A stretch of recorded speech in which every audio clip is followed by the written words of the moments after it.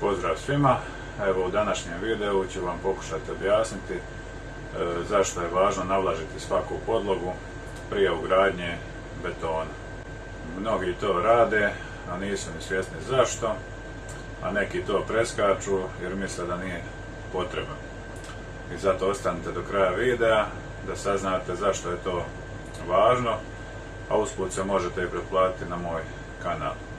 Ukoliko koristite specijalizirane table za šalovanje, tada je potrebno koristiti ulje, to jest oplatol, ali ukoliko nemate ulja, naravno bolje je to sve navlažiti sa vodom nego ostaviti suhu.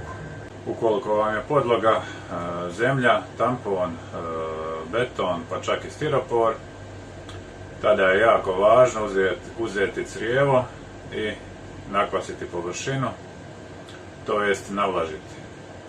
Dosta vas iz vlastitog iskustva zna da zemlju, tampon i slične podloge možemo satima natapati vodom, a da se na površini neće stvarati lokve, jer takve podloge imaju jako veliko pijanje. Ako stiropor ostavimo u vodi recimo par sati, njegova težina će se praktički udvostručiti, što znači da i stiropor ima jako veliko upijanje. I što se onda dogodi ako beton ugradimo na jednu od tih podloga, a da prije toga podlogu nismo navlažili? Takva podloga uglavnom žudi za vodom i kada ugradimo beton na takvu podlogu, ona praktički crpi vodu iz samog betona.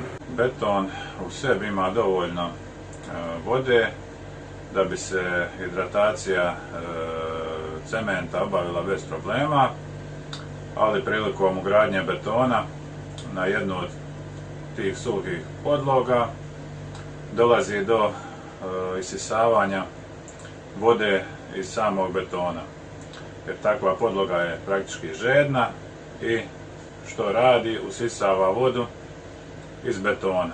Naravno, to najviše nastrada onaj dio koji je najbliže toj podlozi i praktički tu se nije odvila hidratacija kako treba i na tom dijelu je beton dosta slabiji. Pošto je donji dio izgubio vodu, tu vodu je odvukla podloga, sada taj dio postaje žedan i naravno traži vodu. A gdje će je naći?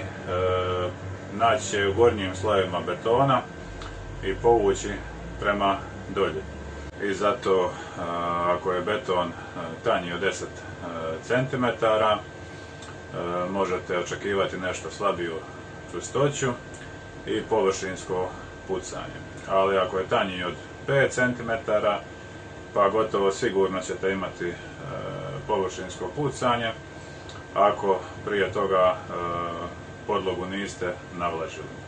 Jer kada suhu podlogu navlažimo, ona više ne bude žedna i uopće nema potrebu povlačiti vodu iz betona. A što znači navlažiti podlogu? To znači uzeti crijevo i prskati vode onoliko koliko ta podloga može upiti, a nikako da se prave lokve.